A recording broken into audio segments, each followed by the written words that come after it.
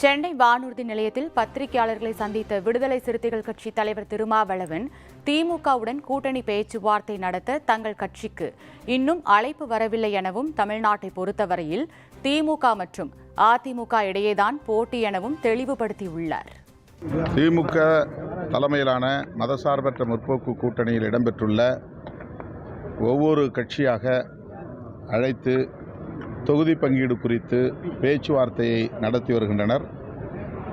திரு TR. Balu அவர்களின் தலைமையிலான குழு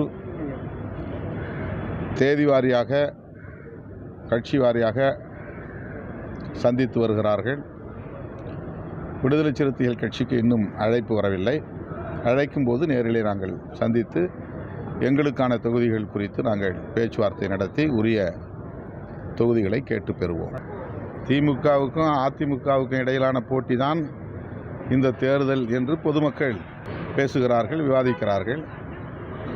ஆனால் விஜய் அவர்கள் இது திமுகவுக்கும் தவேகாவுக்கும் இடையிலான போட்டி என்று சொல்லுவதன் மூலம் அவர் அதிமுகவை குறைத்து மதிப்பிடுகிறார், அதிமுகவை சீண்டுகிறார், அதிமுக ஒரு பொருட்டே அல்ல என்று விமர்சிக்கிறார்.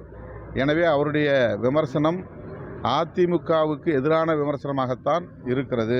அதிமுகவை விமர்சிக்கிறார் என்றால் அதிமுக பாஜக அணியை ஒரு பொருட்டாக அவர் கருதவில்லை என்றுதான் என்ன தோன்றுகிறது.